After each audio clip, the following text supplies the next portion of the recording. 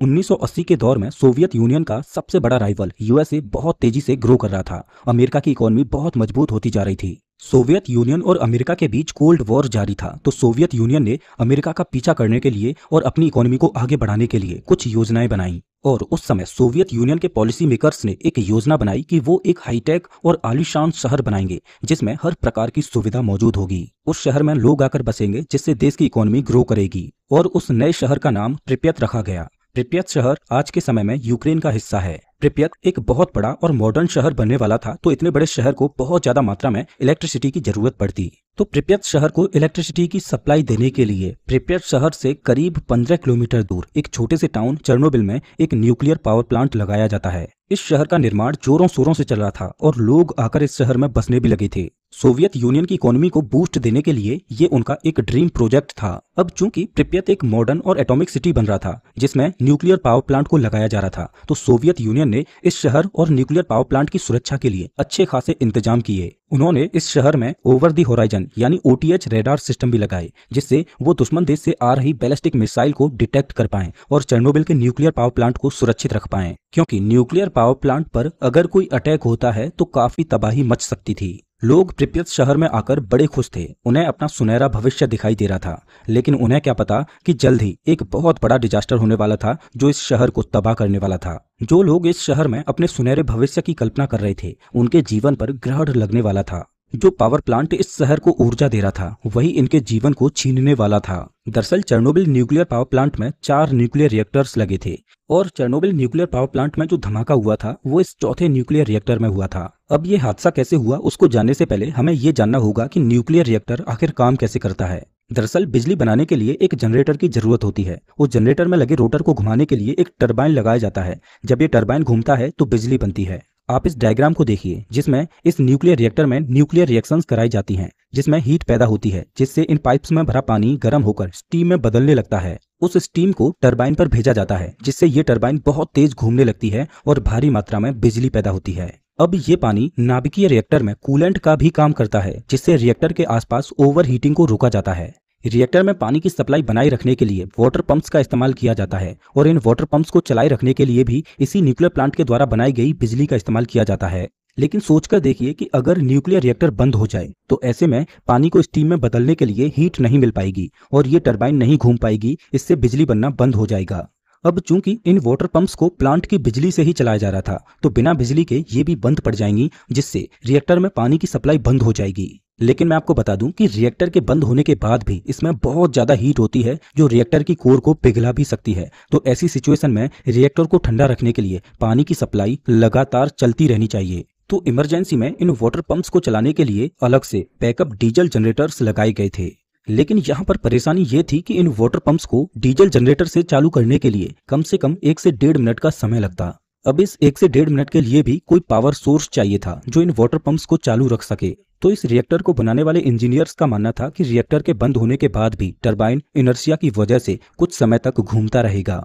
ये बिल्कुल वैसे ही है जैसे किसी फैन का स्विच बंद करने के बाद भी फैन तुरंत बंद नहीं हो जाता, फैन कुछ समय तक घूमता रहता है। सेम इसी तरह से रिएक्टर के बंद होने के बाद भी टरबाइन कुछ समय तक घूमता रहेगा और रिएक्टर के बंद होने के बाद भी उसमें कुछ तो स्टीम बची होगी जो टरबाइन को घुमाती रहे। इससे होगा ये कि डीजल जनरेटर पर शिफ्ट होने के लिए जो 1 से 1.5 मिनट का गैप होगा, उस समय अंतराल में न्यूक्लियर प्लांट के टरबाइन से ही उतनी बिजली तो मिल ही जाएगी कि उससे इन वाटर पंप्स को बिना रुके चलाया जा सके। और उस दिन 26 अप्रैल 1986 को चेर्नोबिल के इस रिएक्टर नंबर 4 पर इसी टेस्ट को करना था कि क्या रिएक्टर के बंद होने के बाद प्लांट से उतनी बिजली मिल पाएगी जिससे इन वाटर पंप्स को चलाया जा सके। इस टेस्ट को चेर्नोबिल न्यूक्लियर प्लांट के रिएक्टर नंबर 1, 2 और 3 पर सफलतापूर्वक किया जा चुका था। लेकिन रिएक्टर नंबर 4 पर यह टेस्ट 2 बार फेल हो चुका था, तो इंजीनियर्स ने एक बार फिर से इस टेस्ट को दोहराया। मैं आपको बता दूं कि इस टेस्ट को करना इतना आसान नहीं था, क्योंकि न्यूक्लियर रिएक्टर में जो फ्यूल यूज किया जाता है वो एक चेन रिएक्शन की तरह चलता है और उस न्यूक्लियर चेन रिएक्शन को कंट्रोल ना किया जाए तो रिएक्टर एक एटम बॉम्ब की तरह खतरनाक हो जाता है।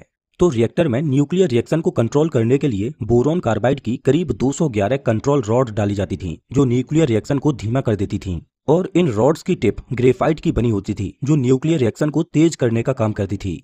तो 26 अप्रैल की रात में इस टेस्ट को किया जाने लगा। पावर प्लांट करीब 1600 मेगावाट की पावर जनरेट कर रहा था, लेकिन इस टेस्ट को करने के लिए पावर करीब 700 मेगावाट के आसपास होनी चाहिए थी। तो पावर को कंट्रोल करने के लिए रिएक्टर के अंदर कंट्रोल रॉड्स को डाला गया। जैसे ही कंट्रोल रॉड्स रिएक्टर के अंदर गईं तो न्यूक्लियर रिएक्शन इतनी स्लो हो गई कि पावर प्लांट महज 30 मेगावाट तक की पावर जनरेट कर रहा था। अब प्लांट की पावर को करीब 700 मेगावाट तक पहुंचाना था, तो रिएक्टर के अंदर से कंट्रोल रॉड्स को बाहर निकाला जाने लगा। जैसे जैसे कंट्रोल रॉड्स बाहर निकलने लगे वैसे वैसे रिएक्टर के अंदर न्यूक्लियर रिएक्शन तेज होने लगी और प्लांट की पावर बढ़ने लगी और पावर करीब 200 मेगावाट तक पहुंच गई। लेकिन अभी भी ये पावर इस टेस्ट को करने के लिए पर्याप्त नहीं थी, तो पावर को बढ़ाने के लिए रिएक्टर के अंदर से और ज्यादा कंट्रोल रॉड्स को बाहर निकाला जाने लगा और रिएक्टर के अंदर सभी 211 रॉड्स में से केवल 8 कंट्रोल रॉड्स ही रिएक्टर के अंदर रह गईं। और यहाँ पर इस टेस्ट को कंडक्ट कर रहे इंजीनियर्स से बहुत बड़ी गलती हो चुकी थी। सेफ्टी को ध्यान में रखते हुए रूल बुक के अनुसार रिएक्टर के अंदर 15 से कम कंट्रोल रॉड्स नहीं होने चाहिए। तो अचानक से रिएक्टर के अंदर न्यूक्लियर रिएक्शन बहुत तेज हो गई, जिससे प्लांट बहुत ज्यादा पावर जनरेट करने लगा। रिएक्टर के ऊपर लगी लिड भी हिलने लगी, रिएक्टर बहुत तेज वाइब्रेट करने लगा। इंजीनियर्स को समझ आ चुका था कि अब रिएक्टर आउट ऑफ कंट्रोल हो रहा है। इस वजह से उन्होंने रिएक्टर को बंद करने का फैसला किया। इंजीनियर्स ने इमरजेंसी शटडाउन का बटन दबाया। इस बटन को दबाने का मतलब ये था कि इस बटन के दबाते ही सभी कंट्रोल रॉड्स रिएक्टर के अंदर चले जाएंगे और न्यूक्लियर रिएक्शन को बंद कर देंगे। लेकिन ऐसा करना भी इंजीनियर्स के द्वारा एक बहुत बड़ी गलती साबित हुई, क्योंकि पहले से ही रिएक्टर के अंदर न्यूक्लियर रिएक्शन बहुत तेज थी और जैसे ही इन रॉड्स को रिएक्टर के अंदर डाला जाने लगा वैसे ही इन सभी कंट्रोल रॉड्स के टिप पर लगे ग्रेफाइट ने रिएक्टर के अंदर न्यूक्लियर रिएक्शन को और तेज कर दिया। अचानक से रिएक्टर की पावर 33,000 मेगावाट को भी पार कर गई और एक तेज धमाके के साथ रिएक्टर ब्लास्ट कर गया। न्यूक्लियर रिएक्टर का सबसे खतरनाक हिस्सा यानी रिएक्टर की कोर अब खुल चुकी थी, जो कि एटमॉस्फेयर में बेहिसाब रेडिएशन को छोड़ रही थी। रेडिएशन का लेवल इतना ज्यादा था कि अगर कोई इंसान पावर प्लांट के पास महज 30 सेकंड ही खड़ा हो जाए तो उसकी मौत तय थी। दोस्तों, रेडिएशन विज्ञान जगत की वो काली और अदृश्य शक्ति है जो इंसानी शरीर की कोशिकाओं को छलनी कर देती है, डीएनए को तोड़ देती है और शरीर में कैंसर को पैदा करती है। चेरनोबिल के पास मौजूद प्रिपेत शहर के लोग भारी मात्रा में इस रेडिएशन का शिकार होते हैं। हर मिनट रेडिएशन वायुमंडल में फैलता जा रहा था। अगर रिएक्टर की कोर को शांत नहीं किया गया तो ये और ज्यादा खतरनाक होता जाएगा। इसके लिए हेलीकॉप्टर्स की मदद से रिएक्टर के ऊपर धूल और मिट्टी को डाला गया और आग को बुझाते बुझाते एक हेलीकॉप्टर इसमें क्रैश हो गया। पहले तो ऑफिशियल्स ने प्रिपेत शहर के लोगों को शहर से बाहर ना जाने देने का फैसला किया ताकि लोगों के द्वारा रेडिएशन उस शहर के बाहर ना जा पाए। लेकिन बाद में ये रियलाइज किया गया कि जितनी देर प्रिपेत के लोग रेडिएशन की चपेट में रहेंगे उतनी जल्दी उनकी मौत उनके करीब आती जाएगी। तो फैसला किया गया कि प्रिपेत शहर को खाली कराया जाए। पहले तो ये माना जा रहा था कि सिर्फ 3 दिनों की ही बात है। 3 दिन के बाद सिचुएशन जैसे ही कंट्रोल में आएगी उसके बाद प्रिपेत के लोग वापस अपने घरों में आ सकते हैं। लेकिन सिचुएशन कंट्रोल होने की बजाय बद से बदतर होती जा रही थी। परेशानी ये थी कि रिएक्टर की कोर में इतनी ज्यादा हीट थी कि जो भी धूल और मिट्टी रिएक्टर के ऊपर डाली जा रही थी वो पिघलकर लावा बनती जा रही थी और वो लावा धीरे धीरे नीचे की ओर धंसता जा रहा था, जो कि एक नए खतरे की ओर बढ़ रहा था।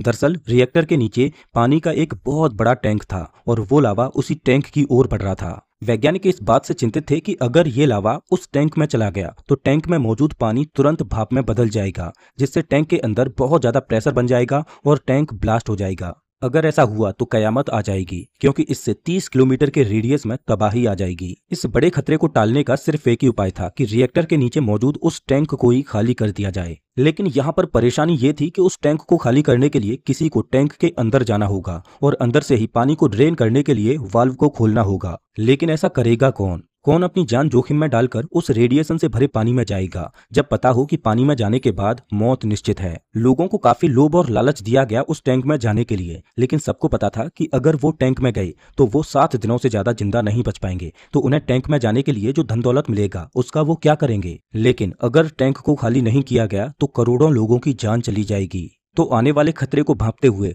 3 लोगों ने उस रेडियो एक्टिव पानी में उतरने का फैसला किया। उन्होंने स्पेशल सूट पहना जो रेडिएशन को उनके शरीर में प्रवेश करने से रोक पाए और एक टॉर्च की मदद से उन्होंने उस टैंक के वाल्व को खोला और टैंक को खाली किया। आने वाला बड़ा खतरा तो टल चुका था, लेकिन रिएक्टर नंबर 4 की आग शांत होने का नाम ही नहीं ले रही थी। करीब 10 दिनों का समय लगा इस रिएक्टर की आग को कंट्रोल करने में। आग तो कंट्रोल हो चुकी थी, लेकिन रिएक्टर की कोर खुल जाने की वजह से रेडिएशन अभी भी फैल रहा था। रिएक्टर के चारों ओर रेडियो एक्टिव मटेरियल बहुत ज्यादा मात्रा में फैल चुका था, तो उसको साफ करने के लिए पहले तो रिमोट कंट्रोल्ड रोबोट्स को वेस्ट को साफ करने के लिए लगाया गया। लेकिन रेडिएशन की मात्रा ज्यादा होने की वजह से ये रोबोट्स खराब होने लगे। अब रेडियो एक्टिव वेस्ट को लोगों को ही साफ करना था, वो भी अपनी जान की बाजी लगाकर। प्लान ये बनाया गया कि एक वर्कर 90 सेकंड से ज्यादा उस मलबे के पास नहीं रुकेगा और सिर्फ 90 सेकंड्स में ही वो वर्कर जितना वेस्ट क्लीन कर सकता है वो करेगा। 90 सेकंड्स खत्म होते ही वो वहां से भाग जाएगा और दूसरा वर्कर उसकी जगह लेगा और ये प्रोसेस लगातार चलता रहेगा। 1986 से 1987 के बीच में करीब 2 लाख लोगों को इस वेस्ट को साफ करने के लिए भेजा गया। इस प्लांट के करीब 30 किलोमीटर के रेडियस में एक बाउंड्री को बनाया गया और इसको एक रिस्ट्रिक्टेड एरिया बनाया गया और इसमें किसी का भी जाना मना है। सोवियत यूनियन के ऑफिशियल्स ने रिएक्टर को ढकने के लिए इसके ऊपर एक स्ट्रक्चर को बनाया जिसे रेडिएशन को कंट्रोल करने के लिए बनाया गया था, लेकिन समय के साथ ये स्ट्रक्चर कमजोर पड़ता गया। इस वजह से लॉन्ग टर्म प्लानिंग को करते हुए साल 2010 में इसके ऊपर एक और नया स्ट्रक्चर बनाया गया जो कि साल 2017 तक कंप्लीट हो गया। लेकिन ये स्ट्रक्चर भी महज 100 सालों तक ही काम करेगा। वैज्ञानिकों का मानना है कि आने वाले 20,000 सालों तक यहाँ पर रेडिएशन खत्म नहीं होने वाला। भले ही रिएक्टर को कवर कर दिया गया हो, लेकिन अभी भी ये भारी मात्रा में रेडिएशन को छोड़ रहा है। चेरनोबिल के इस डिजास्टर में लाखों लोगों की जिंदगियां तबाह हो गईं। चेरनोबिल की यह घटना हिरोशिमा और नागासाकी पर गिराए गए परमाणु बम से भी ज्यादा खतरनाक साबित हुई, क्योंकि हिरोशिमा और नागासाकी में आज भी लोग रह रहे हैं, लेकिन चेरनोबिल के 30 किलोमीटर के रेडियस में किसी का भी जाना मना है। एक छोटी सी गलती की वजह से चेरनोबिल की इस घटना ने धरती के सीने पर एक ऐसा घाव दिया है जिसकी सजा आने वाली पीढ़ियों को 20,000 सालों तक भुगतनी होगी। विज्ञान को एक कंट्रोल वे में इस्तेमाल किया जाए तो ये एक वरदान है। अगर थोड़ी सी भी चूक हुई तो विज्ञान अभिशाप भी बन जाती